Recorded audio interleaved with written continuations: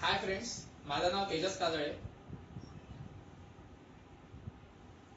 Physics with Tejas sir या channel मध्ये आपलं स्वागत आहे. मागच्या लेक्चर मध्ये आपण सेमीकंडक्टर बद्दलची सगळी माहिती घेतली होती. सेमीकंडक्टर काय असते, त्यामध्ये इंट्रिन्सिक सेमीकंडक्टर काय असते, एक्सट्रिन्सिक सेमीकंडक्टर काय असते. एक्सट्रिन्सिक सेमीकंडक्टर मध्ये पुन्हा दोन टाइप्स पडतात. तर त्यामध्ये पी टाइप सेमीकंडक्टर कसं डेव्हलप होते, एन टाइप सेमीकंडक्टर कसं डेव्हलप होते, याबद्दलची सगळी माहिती आपण मागच्या लेक्चर मध्ये घेतली होती. या लेक्चर मध्ये आपल्याला पीएन जंक्शन डायोड हा कशा पद्धतीने डेव्हलप होतो हे बघायचं. म्हणजे पीएन जंक्शन डायोड बद्दलची सर्व माहिती आपल्याला घ्यायची आहे. तर आता चालू करू आजचं लेक्चर. यामध्ये पहिला जो टॉपिक आहे, हा पहिला टॉपिक आहे आपला पीएन जंक्शन. आता पीएन जंक्शन त्याच्या नावातच त्याचा अर्थ लपलेला आहे. पीएन जंक्शन म्हणजे काय होते, ज्या वेळेस पी टाइप सेमीकंडक्टर आणि एन टाइप सेमीकंडक्टर या दोघांना आपण जोडतो तेव्हा आपल्याला काय मिळते, पीएन जंक्शन डायोड पाहायला मिळतो. म्हणजे एक पी टाइप सेमीकंडक्टर घेतला आपण आणि एक एन टाइप सेमीकंडक्टर घेतला, या दोघांना काय केलं आपण, जोडलं, तेव्हा आपल्याला काय मिळतो, पीएन जंक्शन पाहायला मिळतो. मग आता चलो ठीक आहे, हा पी आहे आणि हा एन आहे, हे तर पीएन झालं. तर याला जंक्शन का बरं, जंक्शन म्हणजे जोडणे. तर याच्या मधातली जी रेष दिसून राहिली तुम्हाला, हा जो डिव्हिजन दिसून राहिलेला आहे, यालाच काय म्हटलं जाते, जंक्शन असं म्हटलं जाते. तर सिंपली आपण काय करतो, आपल्याकडे जर समजा जर्मनियम क्रिस्टल असेल, कन्सिडर करा माझ्याकडे हा एक जर्मनियम क्रिस्टल आहे किंवा जर्मनियम मटेरियल आहे.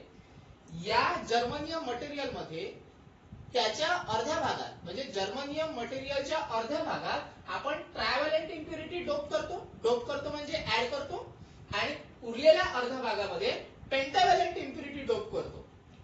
जेव्हा आपण ट्रायव्हॅलेंट इम्प्युरिटी आणि पेंटाव्हॅलेंट इम्प्युरिटी आपण डोप करतो त्या जर्मनियम क्रिस्टलच्या अर्ध्या भागामध्ये, तेव्हा आपल्याला पीएन जंक्शन पाहायला मिळते. कारण तुम्हाला माहित आहे, ट्रायव्हॅलेंट इम्प्युरिटी जर समजा डोप केली तर पी टाइप सेमीकंडक्टर बनतो, आणि पेंटाव्हॅलेंट इम्प्युरिटी जर समजा डोप केली तर आपल्याला एन टाइप सेमीकंडक्टर पाहायला मिळतो. म्हणजेच काय, जेव्हा पी टाइप सेमीकंडक्टर आणि एन टाइप सेमीकंडक्टर हे दोन्ही सेमीकंडक्टर जेव्हा आपण जोडतो तेव्हा आपल्याला काय मिळते, पीएन जंक्शन पाहायला मिळते. तर इथे तुम्ही जर्मनियम किंवा सिलिकॉन दोन्ही पैकी एक कुठला पण घेऊ शकता. सिलिकॉन मध्ये पण सेम प्रोसेस, कुठला पण सिलिकॉन मटेरियल घ्यायचं, त्याच्या अर्ध्या भागामध्ये ट्रायव्हॅलेंट इम्प्युरिटी डोप करायची, अर्ध्या भागामध्ये पेंटाव्हॅलेंट इम्प्युरिटी डोप करायची, तुम्हाला पीएन जंक्शन पाहायला मिळेल. त्यानंतर आहे त्या सेमीकंडक्टर मध्ये, म्हणजे हे जे काही पीएन जंक्शन आहे, या पीएन जंक्शन मध्ये एक अजून प्रोसेस येते. त्या प्रोसेसला म्हटलं जाते डिफ्युजन. आता ही डिफ्युजन प्रोसेस कशा पद्धतीने होते ते पाहू. आता डिफ्युजन प्रोसेस साठी पहा, हे जे होल्स आहेत, म्हणजे पी टाइप सेमीकंडक्टर मध्ये सगळ्यात जास्त होल्स असतात आणि एन टाइप सेमीकंडक्टर मध्ये सगळ्यात जास्त इलेक्ट्रॉन्स असतात. हे आपण पी टाइप मध्ये पण पाहिलं होतं, पी टाइप मध्ये होल्स असतात आणि एन टाइप मध्ये इलेक्ट्रॉन्स असतात, हे आपण मागच्याच लेक्चर मध्ये बघितलं होतं. आता इथे काय होते की हे जे होल्स आहे आणि हे जे इलेक्ट्रॉन्स आहेत, हे जंक्शनच्या अक्रॉस मध्ये फ्लो होतात. म्हणजे इलेक्ट्रॉन पण जंक्शन कडे यायचा प्रयत्न करतात आणि होल्स पण जंक्शन कडे यायचा प्रयत्न करतात. ज्या वेळेस इलेक्ट्रॉन आणि होल्स जंक्शनच्या अक्रॉस मध्ये फ्लो होतात तेव्हा त्यांचं डिफ्युजन होते. आता डिफ्युजन म्हणजे काय, सिंपली इलेक्ट्रॉन आणि होल्स हे दोघे जण जंक्शनच्या अक्रॉस ट्रान्सफर होतात.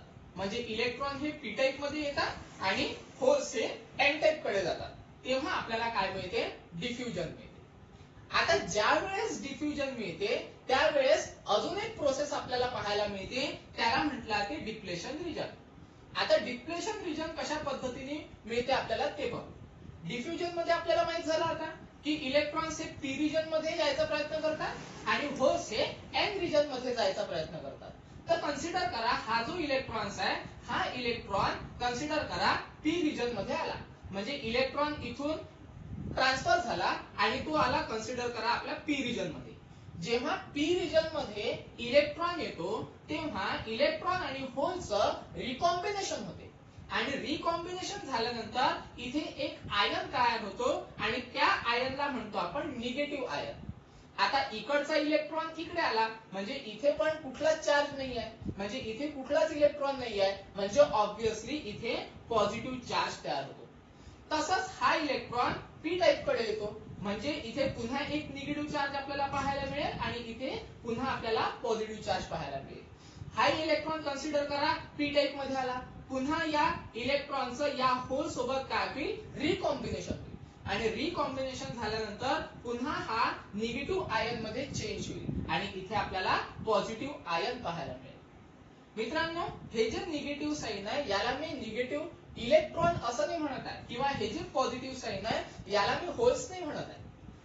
पॉझिटिव्ह जे मिळून राहिले ते पण आयन्स आहे आणि निगेटिव्ह जे आहे ते पण आयन्स आहे. म्हणजे एक आपल्याला पॉझिटिव्ह आयन्स मिळत आहे एन टाइप कडे आणि निगेटिव्ह आयन्स मिळत आहे आपल्याला पी टाइप कडे. हे का बरं होऊन राहिलं, तर डिफ्युजन झाल्यामुळे. डिफ्युजन म्हणजे काय, तर सिम्पली जे जंक्शन आहे त्याच्या अक्रॉस मध्ये इलेक्ट्रॉन आणि होल्स हे काय करतात, फ्लो होतात किंवा ट्रान्सफर होतात. ठीक आहे. तर मग हा जो रिजन बनत आहे याच रिजनला काय म्हटलं जाते, डिप्लेशन रिजन असं म्हटलं जाते. जे डिप्लेशन रिजनची डायग्राम मी खाली दाखवलेली आहे. हे आहे निगेटिव्ह आयन्स आणि हे आहे पॉझिटिव्ह आयन्स, याला काय म्हटलं जाते, डिप्लेशन रिजन. आता निगेटिव्ह आणि पॉझिटिव्ह या दोन आयन्स मुळे एक आपल्याला पोटेन्शियल बॅरियर पाहायला मिळते किंवा एक आपल्याला पोटेन्शियल डिफरन्स पाहायला मिळतो. तो जो पोटेन्शियल डिफरन्स आहे त्या पोटेन्शियल डिफरन्सला म्हटलं जाते पोटेन्शियल बॅरियर किंवा पुढे पुढे त्याला बॅरियर पोटेन्शियल असं सुद्धा म्हटलं जाते. आता यामध्ये होते काय पहा, कन्सिडर करा हा जो होल्स आहे पी टाइप मधला, हा होल्स जर जंक्शनच्या अक्रॉस कडे जाण्याचा प्रयत्न करेल पण पॉझिटिव्ह चार्ज मुळे किंवा पॉझिटिव्ह आयन्स मुळे तो काय होतो, रिपेल होतो. म्हणजे त्या दोघांमध्ये काय होते, रिपल्शन होते. का बरं रिपल्शन होते, त्याचं कारण असं आहे होल्सवर पण पॉझिटिव्ह चार्ज आहे आणि पॉझिटिव्ह आयन्स हा पण पॉझिटिव्ह आहे, म्हणून ते जंक्शनच्या अक्रॉस मध्ये फ्लो होऊ शकत नाही. ते काय करतात, हे जे पॉझिटिव्ह आयन्स आहे आणि याच्यावरही पॉझिटिव्ह चार्ज असल्या कारणाने याला काय करतात, ते पुन्हा रिपेल करतात. इथे तीच कंडिशन होते. जेव्हा इलेक्ट्रॉन हा जंक्शनच्या अक्रॉस मध्ये जायचा प्रयत्न करतात तेव्हा निगेटिव्ह आयन्स इलेक्ट्रॉनला रिपेल करतात. रिपेल का बरं करतात, कारण इलेक्ट्रॉन्सवर पण काय असतो, निगेटिव्ह चार्ज. तर निगेटिव्ह रिपेल करतात. म्हणजेच काय होऊन राहिलं, जे होल्स आहे पॉझिटिव्ह चार्ज ज्याला आपण काय म्हणतो, पॉझिटिव्ह चार्ज, आणि इलेक्ट्रॉन आहे जे कोणते चार्ज आहे, निगेटिव्ह चार्ज. म्हणजे होल्स आणि इलेक्ट्रॉन हे जंक्शनच्या अक्रॉस फ्लो होऊ शकत नाही. कधी फ्लो होऊ शकत नाही, ज्या वेळेस डिप्लेशन रिजन तयार होते. आणि जर समजा इलेक्ट्रॉन आणि होल्स हे जर जंक्शनच्या अक्रॉस मध्ये फ्लो होत नसेल तर तिथे आपल्याला कुठल्याच प्रकारचा करंट मिळत नाही. तर सांगायचं मीनिंग फक्त एवढंच आहे की ज्या वेळेस डिप्लेशन रिजन वाढत असतो तेव्हा तिथे कुठल्याच प्रकारचा आपल्याला करंट मिळत नाही आणि डिप्लेशन रिजन जर कमी होत असेल तर तिथे आपल्याला थोड्या प्रमाणात करंट पाहायला मिळतो. पण इथे आपण एक्सटर्नल बॅटरी अप्लाय केलेलीच नाहीये, म्हणजे इन शॉर्ट काय आहे, इथे आपल्याला करंट पाहायला मिळत नाही. तर हे आहे डिप्लेशन रिजन. आता इथे काय होते, जर हे जे पोटेन्शियल बॅरियर आहे किंवा हा जो पोटेन्शियल डिफरन्स आहे, हा जर्मनियम साठी पोटेन्शियल डिफरन्स आपल्याला पाहायला मिळतो 0.3 व्होल्ट. म्हणजे जर समजा आपण जर्मनियम क्रिस्टल घेतलं असेल पीएन जंक्शन मध्ये तर पोटेन्शियल बॅरियर तयार होण्यासाठी 0.3 व्होल्ट लागेल. आणि जर समजा आपण पीएन जंक्शन साठी आपलं सिलिकॉन कंडक्टर घेतलं असेल किंवा सिलिकॉन सेमीकंडक्टर घेतलं असेल तर तिथे पोटेन्शियल बॅरियर साठी 0.7 व्होल्ट आपल्याला लागेल. ठीक आहे.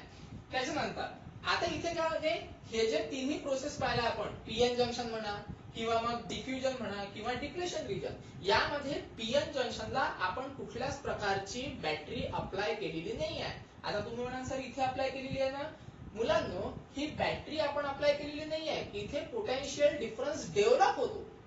का बरं डेव्हलप होतो, कारण निगेटिव्ह आणि पॉझिटिव्ह चार्ज आपण तिथे तयार झालेले आहेत म्हणून, म्हणजे निगेटिव्ह आणि पॉझिटिव्ह आयन्स तयार झालेले आहेत म्हणून इथे पोटेन्शियल बॅरियर डेव्हलप होतो.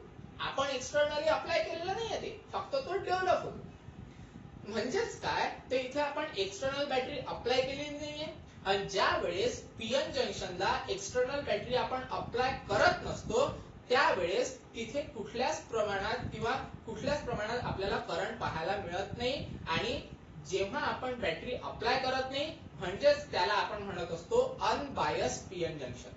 आपण त्याला काय म्हणत असतो? Unbiased PN junction. म्हणजे ज्यावेळेस एक्सटर्नल बॅटरी आपण अप्लाय करत नसतो त्याला अनबायस पीएन जंक्शन किंवा मग नो बायस्ड पीएन जंक्शन आपण म्हणत असतो. ठीक आहे, तर हे झाले अनबायस पीएन जंक्शन. आता आपल्याला पाहायचं पीएन जंक्शन डायोड. आता तुम्ही म्हणाल सर आपण पीएन जंक्शन तर पाहिला, पीएन जंक्शन डायोड आणि पीएन जंक्शन मध्ये काय फरक आहे? तर पीएन जंक्शन पहा, कन्सिडर करा ही डायग्राम. तर हे आहे पीएन जंक्शन. ज्या वेळेस या पीएन जंक्शनला आपण टर्मिनल कनेक्ट करतो तेव्हा तो डायोड तयार होतो. पहा इथे मी डायग्राम काढून दाखवलेली आहे. या पीएन जंक्शनला दोन्ही साइडला मी टर्मिनल अप्लाय केलेले आहेत, मेटॅलिक टर्मिनल अप्लाय केलेले आहेत. तेव्हा आपण पीएन जंक्शनला नुसतं पीएन जंक्शन म्हणत नाही, आपण त्या पीएन जंक्शनला काय म्हणतो? डायोड म्हणतो. ठीक आहे, म्हणजेच काय तर पी टाईप म्हणजे पॉझिटिव्ह, म्हणून याला आपण काय म्हणतो? Positive terminal. एन टाईप म्हणजे निगेटिव्ह आणि त्या टर्मिनलला आपण काय म्हणू? Negative terminal. ठीक आहे, आता काही ठिकाणी याला पॉझिटिव्हला एनोड पण म्हटलं जाते आणि निगेटिव्हला कॅथोड पण म्हटलं जाते. ठीक आहे, म्हणजे सिंपली पीएन जंक्शन डायोड काय आहे? पीएन जंक्शनला जेव्हा आपण मेटॅलिक टर्मिनल अप्लाय करतो त्यावेळेस आपल्याला काय मिळते? PN junction diode. मग डायोडच का बरं म्हटलं? कारण आपण दोन टर्मिनल अप्लाय करताय ना, दोन म्हणजे डाय, म्हणून मग आपण त्याला काय म्हणतो? PN junction diode. म्हणजे पी एन आणि हा मधातला जंक्शन आणि दोन टर्मिनल अप्लाय केले म्हणून त्याला आपण काय म्हणत असतो? डायोड असं म्हणत असतो. त्याच्यानंतर हे त्याचं सिंबॉलिक रिप्रेझेंटेशन आहे. हे दोन terminal, positive terminal, negative terminal. हा पॉझिटिव्ह टर्मिनल हा ट्रायंगलला अटॅच आहे. ट्रायंगल म्हणजे नेहमी कन्सिडर करा पी टाईप सेमीकंडक्टर. जिंदगीभर लक्षात ठेवायचं, ट्रायंगल जर असेल तर पी टाईप सेमीकंडक्टर आणि ही जी काडी आहे, ही जी रेषा आहे याला म्हटलं जाते एन टाईप सेमीकंडक्टर. म्हणजेच सिंबॉलिकली जर समजा आपल्याला काढायचं असेल तर आपण अशा पद्धतीने त्याचं रिप्रेझेंटेशन देऊ शकतो. म्हणजे जर समजा आपण की अशा पद्धतीने डायग्राम जरी नाही काढली आणि हे जरी दिलं तरी ते काय आहे? सारखंच आहे. तर याला सिंबॉलिक रिप्रेझेंटेशन म्हटलं जाते. आता जसं मी 2 मिनिटं आधी बोललो होतो, ज्या वेळेस आपण बॅटरी कनेक्ट करत नाही त्यावेळेस त्याला आपण अनबायस पीएन जंक्शन किंवा नो बायस पीएन जंक्शन म्हणतो. आता माहित आहे का, याच पीएन जंक्शनला आपण बॅटरी कनेक्ट केल्यानंतर त्याला काय म्हणू आपण? बायस पीएन जंक्शन किंवा मग बायसिंग ऑफ पीएन जंक्शन. आता तेच आपल्याला पाहायचं आहे, biasing of PN junction diode. म्हणजे पीएन जंक्शन डायोडला आपल्याला एक्सटर्नल बॅटरी अप्लाय करायची आहे. पण एक्सटर्नल बॅटरी आपण ही दोन प्रकारे अप्लाय करू शकतो. म्हणजेच तिथे दोन बायसिंग आपल्याला पाहायला मिळेल. एक राहील forward bias PN junction diode आणि दुसरं राहील reverse bias PN junction diode. आता आपण forward bias PN junction diode पाहू आणि reverse bias PN junction diode पाहू. आता बघू आपण forward bias PN junction diode. आता forward bias PN junction diode म्हणजे काय होते की ज्या वेळेस आपल्याकडे जो सेमीकंडक्टर आहे, सेमीकंडक्टर डायोड किंवा त्याला आपण म्हणतो किंवा पीएन जंक्शन डायोड, हा कन्सिडर करा तुमचा पी टाईप सेमीकंडक्टर आहे आणि हा आहे तुमचा एन टाईप सेमीकंडक्टर. तर हे दोन्ही मिळून काय मिळालं आपल्याला? PN junction diode. हा जो काही पीएन जंक्शन डायोड आहे याला आपल्याला बॅटरी अप्लाय करायची. आता बॅटरी आपल्याला दोन प्रकारे अप्लाय करायची. दोन प्रकारे अप्लाय केल्यानंतर त्याच्यात दोन टाईप पडतात. एक पडतात आपल्याला फॉरवर्ड बायस पीएन जंक्शन आणि एक पडतो रिव्हर्स बायस पीएन जंक्शन. तर सगळ्यात पहिले आपण forward bias PN junction diode काय ते पाहू. फॉरवर्ड बायस मध्ये काय करावं लागते की जो पी टाईप सेमीकंडक्टर आहे तो पी टाईप सेमीकंडक्टर बॅटरीच्या पॉझिटिव्ह टर्मिनलला जोडायचा आणि जो एन टाईप सेमीकंडक्टर आहे तो बॅटरीच्या निगेटिव्ह टर्मिनलला जोडायचा. तेव्हा आपल्याला काय मिळते? Forward bias PN junction diode. आता याचं वर्किंग कसं आहे ते पाहू आपण. वर्किंग कसं आहे बघा. पॉझिटिव्ह टर्मिनलला आपण पी टाईप जोडल्या कारणाने पॉझिटिव्ह टर्मिनल मध्ये काय असते? सगळ्यात जास्त चार्ज कॅरियर होल्स असतात आणि होल्सवर कोणते चार्ज असतो? पॉझिटिव्ह चार्ज असतो. म्हणून पॉझिटिव्ह पॉझिटिव्ह रिपेल करतात आणि ते जंक्शनच्या अक्रॉस जाण्याचा प्रयत्न करतात. जंक्शनच्या अक्रॉस जाण्याचा प्रयत्न करतात म्हणजे जंक्शन कडे जाण्याचा प्रयत्न करतात. इथे तसंच होते. इथे सगळे काय आहे, एन टाइप सेमीकंडक्टर मध्ये काय आहे, सगळे इलेक्ट्रॉन्स आहे. मग इलेक्ट्रॉन्स असल्या कारणाने तो एन टाइप आपण कोणाला जोडलेला आहे, निगेटिव्हला जोडलेला आहे. तर negative negative repel each other, म्हणजे निगेटिव्ह पुन्हा तो कुठे जायचा प्रयत्न करतो, जंक्शन कडे. मग जर समजा तो जंक्शन कडे जाण्याचा प्रयत्न करतो तर त्याच्यामधला जो काही डिप्लेशन रिजन आहे तो डिप्लेशन रिजन कमी होतो. आणि डिप्लेशन रिजन जर समजा कमी होत असेल म्हणजे हा जो काही रिजन आहे हा रिजन कमी होतो, कारण जे होल्स आहे आणि इलेक्ट्रॉन्स आहेत हे इलेक्ट्रॉन जंक्शन कडे येऊन राहिलेले आहे, म्हणजे तो जो डिप्लेशन रिजन आहे तो डिप्लेशन रिजन कमी होत आहे. आणि मी तुम्हाला मागच्याच वेळेस सांगितलं होतं की डिप्लेशन रिजन जर समजा कमी होत असेल तर आपल्याला जो करंट आहे तो करंट मॅक्झिमम मिळतो, आणि डिप्लेशन रिजन जर समजा जास्त असेल तर आपल्याला करंट मिनिमम मिळतो. पण इथे डिप्लेशन रिजन जो आहे हा कमी होऊन राहिलेला आहे, ज्याला आपण म्हणतो नॅरो डिप्लेशन रिजन. जर समजा डिप्लेशन रिजन कमी होत असेल तर इथे आपल्याला फॉरवर्ड बायस मध्ये मॅक्झिमम करंट पाहायला मिळेल, आणि तो जो मॅक्झिमम करंट आहे तो मॅक्झिमम करंट आपल्याला मिली अँपिअरच्या रेंज मध्ये पाहायला मिळेल. म्हणजे जो काही करंट आहे तो आपल्याला मिली अँपिअरच्या रेंज मध्ये पाहायला मिळेल. मग यामध्ये वर्किंग कसं होते, जेवढ्या प्रमाणात तुम्ही व्होल्टेज काय करत राहता, वाढवत राहता, तेवढ्याच प्रमाणात आपल्याला करंट पण वाढताना पाहायला मिळतो. तर याचा आपल्याला व्हीआय कॅरेक्टरिस्टिक्स पाहायचा आहे. व्हीआय कॅरेक्टरिस्टिक्स म्हणजे व्होल्टेज अकॉर्डिंग करंट. म्हणजे आपण एक्स ऍक्सिस वर व्होल्टेज घेणार आहे, वाय ऍक्सिस वर करंट घेणार आहे.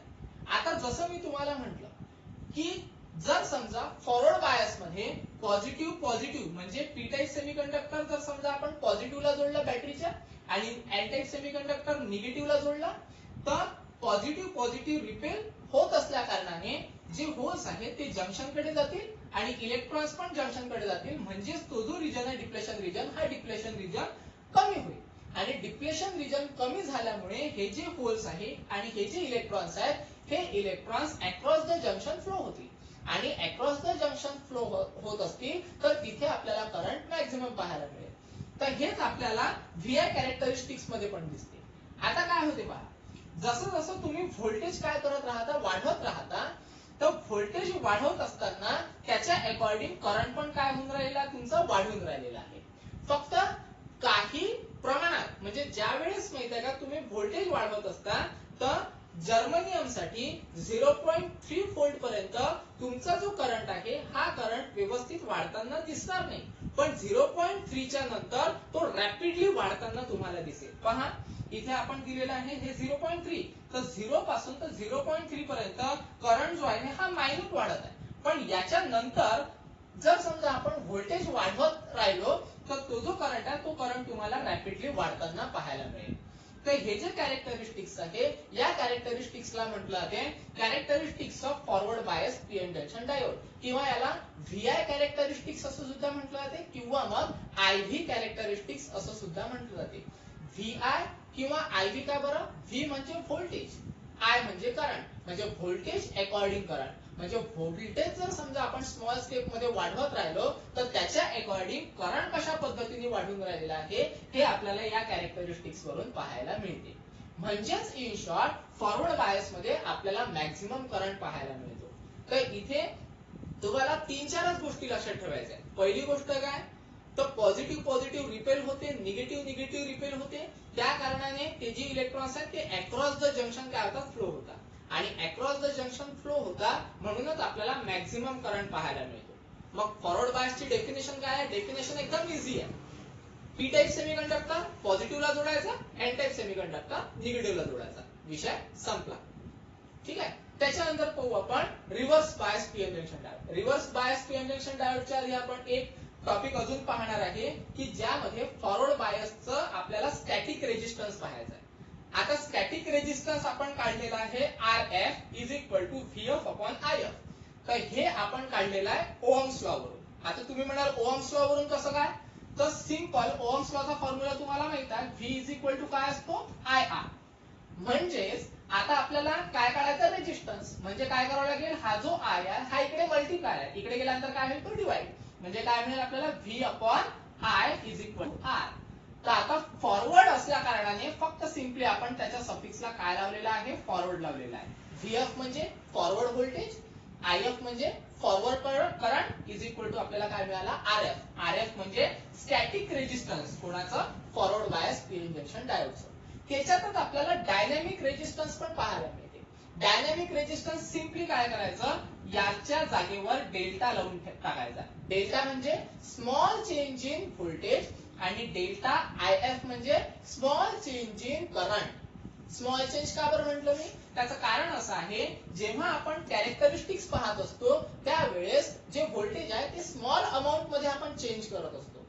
म्हणजे स्मॉल अमाउंट ऑफ मध्ये जर समजा आपण व्होल्टेज चेंज केलं त्याच्या अकॉर्डिंग मध्ये आपल्याला स्मॉल अमाउंट ऑफ करंट पाहायला मिळेल आणि यालाच म्हटलं जाते static resistance dynamic resistance of PN junction diode, forward bias PN junction diode. ठीक आहे. आता पाहू आपण रिव्हर्स बायस. आता रिव्हर्स बायस मध्ये याच्या एकदम अपोजिट. आता इथे आपण काय केलं होतं, जी बॅटरी ती कशी अप्लाय केली होती, पॉझिटिव्ह पॉझिटिव्हला जोडलं होतं, निगेटिव्ह निगेटिव्हला. आता बॅटरीचे जे टर्मिनल्स आहेत ते टर्मिनल्स चेंज करून टाका, पोलॅरिटी चेंज करा. म्हणजे काय करावं लागेल आपल्याला, जे होल्स आहे म्हणजे पी टाइप सेमीकंडक्टर, हा पी टाइप सेमीकंडक्टर निगेटिव्हला जोडा आणि एन टाइप सेमीकंडक्टर जो आहे हा एन टाइप सेमीकंडक्टर पॉझिटिव्हला जोडा. त्यामुळे त्यामध्ये काय होईल की हे होल्स आहे हे निगेटिव्ह टर्मिनल कडे अट्रॅक्ट होतील आणि हे जे इलेक्ट्रॉन्स आहे हे पॉझिटिव्ह टर्मिनल कडे अट्रॅक्ट होतील. म्हणजे दोन्ही चार्ज कॅरियर म्हणजे होल्स आणि इलेक्ट्रॉन हे दोन्ही कुठे येऊन राहिलेले आहे, आपल्या बॅटरीकडे येतात. म्हणजेच इकडचा जो डिप्लेशन रिजन आहे हा डिप्लेशन रिजन वाढून राहिलेला आहे, ज्याला आपण म्हटलं वाईड डिप्लेशन रिजन.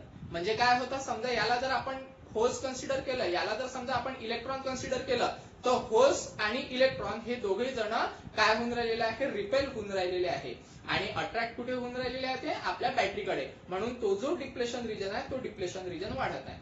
आणि मी 2 मिनिटं आधी तुम्हाला सांगितलं, डिप्लेशन रिजन जर कमी असेल तर करंट मॅक्झिमम आणि डिप्लेशन रिजन जर समजा जास्त असेल तर करंट मिनिमम.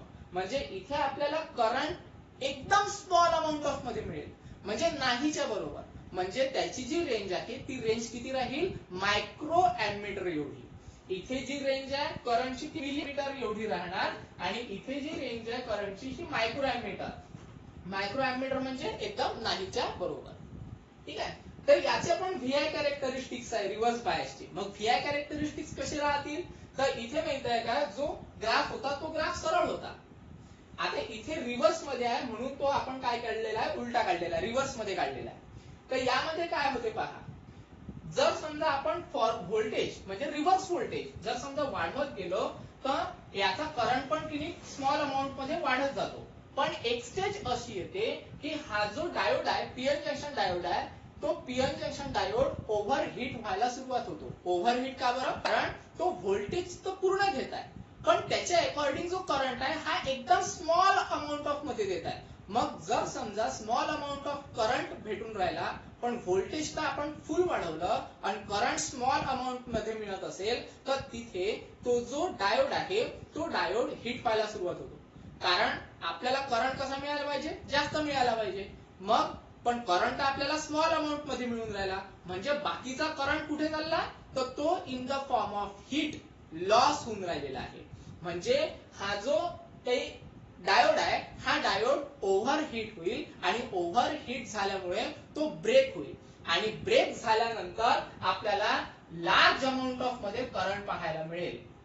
म्हणून आपण काय म्हटलेला आहे, हा जो रिजन आहे याला ब्रेकडाऊन रिजन असं म्हणतो. म्हणजे तिथे आपला जो डायोड आहे हा काय झाला, ब्रेक झाला, ओव्हरहीट झाल्यामुळे तो डॅमेज झाला आणि डॅमेज झाल्यामुळे काय झालं, तिथे करंट एकदम जास्त प्रमाणात फ्लो होऊन राहिलेला आहे. म्हणून हा जो काही रिजन आहे हा वाला याच्या नंतरचा याला काय म्हटलं ते ब्रेकडाऊन रिजन असं म्हटलं ते. आणि हा जो काही रिजन आहे याला रिव्हर्स बायस असं म्हटलं जाते.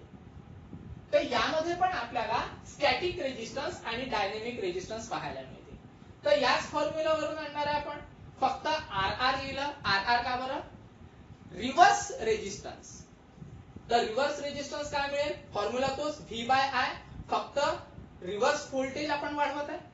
करंटला I0 का बरं घेतलं किंवा I0 म्हणतो आपण त्याला. I0 का बरं, कारण तो जो करंट आहे हा एकदम नाहीच्या बरोबर आहे, एकदम स्मॉल अमाउंट मध्ये आहे म्हणून आपण याला I0 लिहिलं. म्हणजे हा जो फॉर्म्युला हा कसा आला, R R is equal to V R upon I0. Dynamic resistance मध्ये काय, फक्त VR च्या जागेवर आपल्याला डेल्टा VR लिहावं लागेल. डेल्टा VR म्हणजे small amount off voltage small amount of reverse voltage आपण काय करतोय, चेंज करतोय आणि त्याच्याच अकॉर्डिंग आपल्याला काय मिळत आहे, करंट मिळत आहे. तर याला काय म्हटलं जाते, डायनेमिक रेजिस्टन्स असं म्हटलं जाते. तर इथे आपला पूर्ण सेमीकंडक्टर हा संपलेला आहे. आता नेक्स्ट जो व्हिडिओ राहील आपला, त्या नेक्स्ट व्हिडिओ मध्ये आपल्याला 12th चा युनिट स्टार्ट करायचा आहे, ज्याचं नाव आहे सेमीकंडक्टर डिव्हाइस. तर हे जे आपण काही सांगितलेलं आहे हे व्यवस्थित वाचून घ्या, कारण हे जर समजा तुम्ही व्यवस्थित वाचलं नाही किंवा याचा जर समजा तुम्ही स्टडी केला नाही तर सेमीकंडक्टर डिव्हाइस मध्ये काय आहे हे तुम्हाला समजणार नाही. तर पुढचा जो काही आपण व्हिडिओ घेणार आहे किंवा पुढचं जो काही लेक्चर घेणार आहे आपण, त्यामध्ये आपल्याला काय पाहायचं आहे, तर सेमीकंडक्टर डिव्हाइस पाहायचं आहे. जर समजा काही अडचणी असेल तर मेसेजच्या माध्यमातून किंवा कॉलच्या माध्यमातून कळवा. धन्यवाद.